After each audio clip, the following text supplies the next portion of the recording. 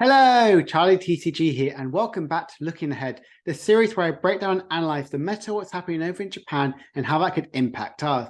Today, we're going to talk about how Gardevior managed to win the 3,200 player tournament in Japan, the last Champions League, which is incredibly powerful. And not only did it come first, it also came second as well. We're, of course, going to break down the City League results, see exactly what decks were performing well before we went into the Champions League, and we're going to look at some of the cards new reveals. Some of them are pretty all right so far, and let's jump right into the new cards. So there were huge cards that did get revealed over the weekend for the stream, but all for EXs. But unfortunately, I thought none of them were really well to talk about. None of them really stroked me and go, these could be really powerful. So we've got to look into some of the 151 cards. I want to talk about Starmie, which is a really interesting ability, which once during your turn, you may put 2 damage counters on one of your opponent's Pokemon. If you place any damage counters on, discard this Pokemon and all cards attached to it. This is really, really good because it's not knocked out. So you can reuse this, and it has 90 HP. So you can use that with cards like Rescue Carrier, and if you have it in Zoroark sort of decks, you could potentially discard it, put it in the discard pile, evolve into Zoroark, move it again, do more damage counters on it, and has 2 damage counters to anywhere on the opponent's board, not just to the active Pokemon. Potentially could be cool in like Ting Lu to get some bench damage on that sort of way, or in a fun sort of sniping deck, or spread deck, which we might eventually get. A really fun stadium card, which I do want to talk about, is Cycling Road, which if you discard the basic energy, draw 1 card. Think of it like a Seal card, but it's just 1 less, or the what was it called back in the time, like Scorched Earth, but instead of being a fire or fighting, it's again 1 less. So overall, a decent enough draw, but it's like a discard 1, draw 1 is kind of all right. Like if it was discard 1, draw 2, it would feel obsolete because obviously how good and Radiant Greninja is. But overall, a pretty decent stadium, which could see some play. And then some new cards, which I think are really cool, is the Cubone and Marowak, which are really interesting. Cubone has ability which your Marowaks do 30 more damage to the active Pokemon. And yes, this does in fact stack. And if we look at Marowak's attack for 1 fighting, 30 damage does 30 to 1 of your opponent's bench Pokemon. Yes, you have to have loads of these Cubones out in play, but you can reuse the Cubones out constantly. Like with Rescue Carrier out in play, you have 3 Cubones out, you're doing 120 for basically 1 energy, and Defiant Band or Choice Belt, you're doing 150, which is really, really good. Or Boneless Powder for 120, can't attack next turn. If you have 3 Cubones out in play, you're doing an additional 90 damage. That's 210 damage. Defiant Band or Choice Belt, 240 damage. It's really, really lovely, good numbers. Overall, pretty okay sort of cards. Nothing really too like groundbreaking. We had some of the fossil cards, but they have some unique sort of abilities, but none of them really like stood out to go, yes, these are going to be really see some competitive play. I might eat my words in a few months' time when we see them, but overall, a bit disappointing, not as strong as some of the cards we talked about last week. So let's see the City League result. And there were quite a few events that did happen. You can see there was over 232 results.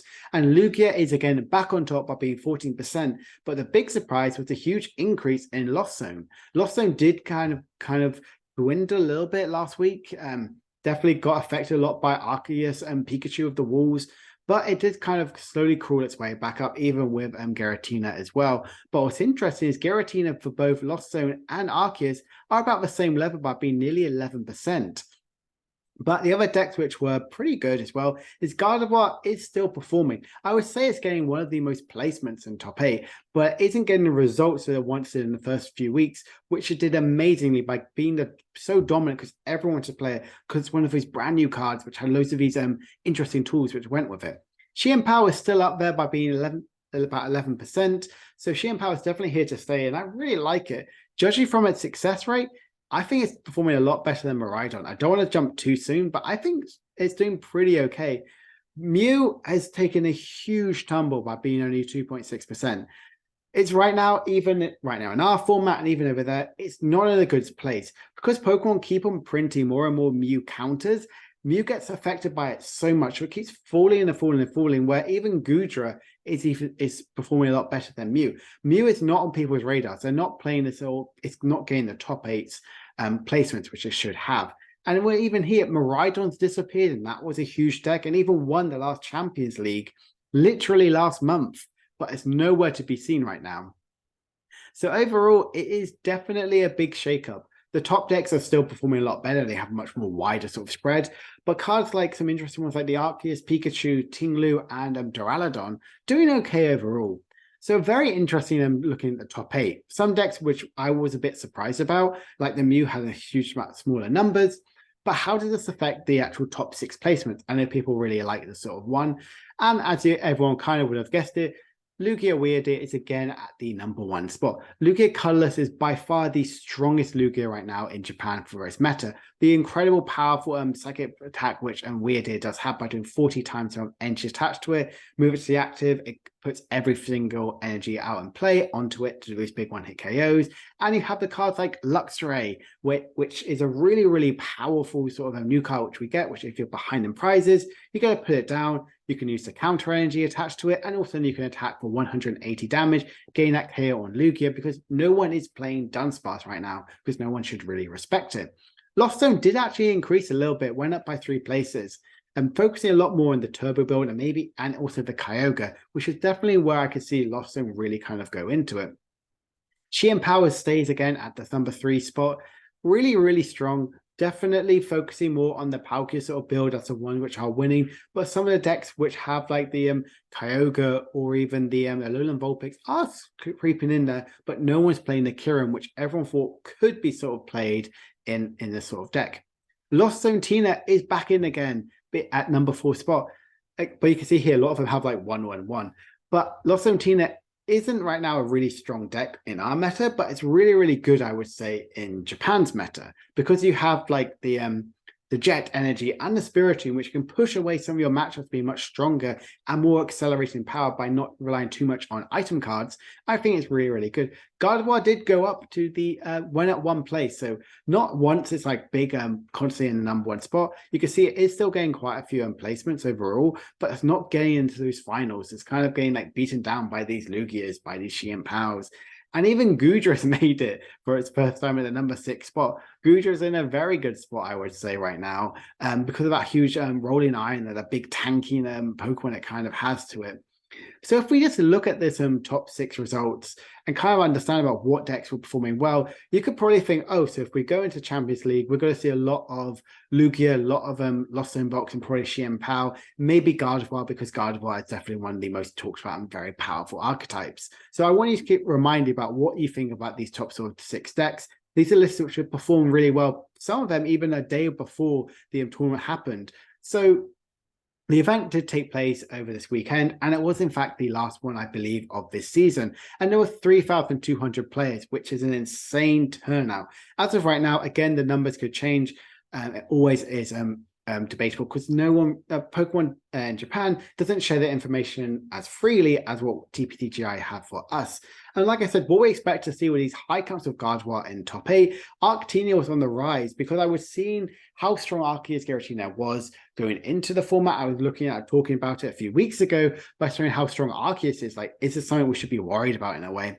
And I was thinking that maybe Miraidon and Xian Pao could probably be on decline. Yes, Miraidon did win the last Champions League, but I was thinking like Miraidon and Xian Pao require a lot more for a setup. They sometimes could be a bit more glass cannon, so people might be relying on a good old trusty Arceus Tina or Gardevoir and Lost Zone as their main sort of port of call. There is no big like meta sort of share, but we did see the top 16 results, and that could really kind of paint a picture of what decks are performing really, really well. And as we kind of thought, as we already know the title of this video, Gardevoir managed to get 5 placements, which is an insane amount for Gardevoir. It's performing really, really, really well. What's joining it as well at the 5 placements is Giratina, with a split between the Lost Zone and Arceus. The Arceus build I really, really like. It did, in fact, obviously win 2 regionals this past weekend, so it's already having a very good high right now. So I would say Arceus Giratina is something we need to respect a lot more. And the Lost Zone box, you have Sableye, you have Cramorant, you have other attackers, so it's also really, really strong. 3 copies of not copies of Comfy, 3 Lost Zone decks that also break into it. There's some of the turbo builds which are performing a lot well, like ones with Dragonite and also ones with Kyogre. Not really many of the lists have been published, but I'm sure maybe even next week we might discuss some of them if they actually appear. And then we see 2 copies of Mew VMAX. An archetype which wasn't performing well at all the last few weeks. It was a huge surprise that 2 of them actually made top 16, despite all the hate of Mew which it's getting. I think that was a big shocker, but I'm glad to see it did actually perform pretty well. And only one Lugia V-Star. None of the colorless actually even made it into it that I'm aware of. It could be the single strike, but most likely maybe the colorless version. So that was a huge shocker to see only one Lugia in there. But like I just said beforehand, when we saw no Miraidon, we saw no Xian Pao, which wasn't a big surprise. And if we go back to what the top 6 decks were, a lot of these ones which were them are in fact here, but the only ones which weren't on that sort of graphic were Gudra as well as Xian Pao. They're not really that surprised because of how strong Gardevoir and Giratina are. I can see them being about a good 10 of those decks. So, as you already know, Gardevoir did in fact win, and this was the actual deck here, and it actually won the mirror match, and it was one of the most exciting games of Pokemon I've seen in a really long time, really focusing on using single prize attackers. It showcased the pure brilliance about how good Cresselia is in the mirror match. Constantly trying to go around so your opponent would never get any of the Curliers and Gardevoir set up. Yes, they had the Zacian V set up, but because they can never establish a Gardevoir, they became really, really slow and they really hurt their sort of game plan. And I love that. So if you definitely have a chance, go back and watch the final because it was super, super interesting to see. And the list is nothing too special, stuff we've seen before. And you may notice here, and the next one, there is no Champions Festival. I discussed about it a few weeks ago, but this doesn't play Drifloon. So that's why there's no Champions Festival in it. You don't need that in the deck unless you are playing the Drifloon plus the item card, which is the Cape of Toughness reprint. We see the 4 copies of Iona, which is very common, and the energy split being 11 Psychic and 1 of the reversal energies. Really, really powerful because that reversal means you can use the Baby Gardevoir for an additional 90 more damage, which is really, really strong. The rest of the supporters, very, very simple. We are going more bosses, which I like to see, and the item cards, 2 copies of Super Rod, which is really, really good. So you don't need to rely too much on your supporter of choice. For Miriam, you can utilize the Super Rod to get back any of the Gardevoir pieces you might need, or even some of the Psychic energies if you're worried that your Gardevoir EX is knocked out and need to use Shining Arcana. I really like this list. I think it's super strong. And even you can nearly try it out in this sort of format. I think Torge did an amazing job in our sort of format. And this list here is such a powerful archetype. And I love to see the initiative of how good Gardevoir really is. And if we just look at the second place, there are only a handful of cards which are different. This one does play a Zinnia's Resolve. It plays a Lost Vacuum. And it even plays a Drifloon. But you can see the Drifloon is only used as its main attacker because it does not play Champions Festival and does not play the tool card. So definitely an interesting pick on that sort of choice, but it does play the Skysteel Stone, which I believe the other list did not play. So the Skysteel Stone, maybe you push that 3 to maybe even 4 price turn with Zacian V, or maybe even your Drifloon, which is really, really powerful. It does also play the Mirage Step Curlier, which is, I think, a little bit slower at times. I know I just talked about it in my list a few weeks ago, but I've kind of come to a realization which the Mirage Step one maybe right now isn't the right step, and you play a higher count of Rare Candy so you can get out the Pokemon as quickly as possible, because the Silver Tempest Curlier, the trade one, is just super, super powerful. The rest of the Gardevoir line is very, very simple. What we're seeing high counts of boss. Again, 4 copies of Iona. Iona is definitely the best card, which is really saving Gardevoir, because if it falls behind a few prizes, or even the late game if your opponent is, you can really heavily disrupt them. And you can see here the energy and stadium are exactly the same. So could this be the trend of how we're seeing Gardevoir place? Are these the right stadiums and energy counts? I think so right now. We're also seeing Cresselia as well in this list, and Mew and Greninja. So definitely something to really consider when you're thinking about it, how you can adapt your own Gardevoir to this sort of one right now in our format. What actually got top 4 is, yes, Arceus Giratina did actually get a top 4 placement. So nearly every single event, Arceus Giratina performed pretty well. And very similar to what lists actually did win, but they're playing a 1-1 line of Flying Pikachu. They must be very, very worried about Lost Zone Box, or potentially other sort of decks like Xian Pao or anything like that, so they can use Flying Pikachu to really stop your opponent in their tracks. The rest of it is very, very simple. Because we do play Iona, you can afford to go to 3 Judge and 1 copy of Iona, because you can still be a Judge Path deck, but you cannot really rely on Iona at the early sort of game, because you don't want to give your opponent a fresh hand of 6. You want to give them 4. You want to limit their resources. The rest of it, very, very simple. Like I talked about, they do play the gloves, so they do respect Gardevoir. They went into this format really respecting it. Didn't really pay off with them, unfortunately, in their top 4 game. They did, in fact, lose to a Gardevoir match. but it's still really, really powerful, especially with the choice belt, so you can KO the Muse with your Giratina V-Star. They do play a flipping card. They play a Capturing Aroma, which kind of is a bit of a surprise. I maybe would think about cutting that to other sort of archetypes in here, but we do play 3 copies of Boss in here and 2 copies of Sharon's Care, but no Alpad. So they're definitely focusing a lot more on resources staying because they only play 1 copy of Research. So I think it's a really interesting top 4 and really, really exciting sort of deck to talk about. And we're finally finishing off with a Lost Zone box. Really good to see. This is the turbo sort of build, which we're used to seeing quite a lot. Even plays a Sky Still Stone. And there's that Luxray, which I talked about. It kind of would only really be attacking through Mirage Gate, but as you're playing a few of like Super Rod and also Viozola Town, it's really, really easy to set up even with Raihan. The rest of it are some really nice sort of attackers, especially the single price Snorlax and obviously Radiant Greninja. I really like this Lost Zone sort of deck, very initiative, and something which I'm really excited to try out. Lost Zone is definitely a little bit on decline. It has so much hate going towards the last few weeks. So seeing it get a top 4 placement is really, really, really good to see.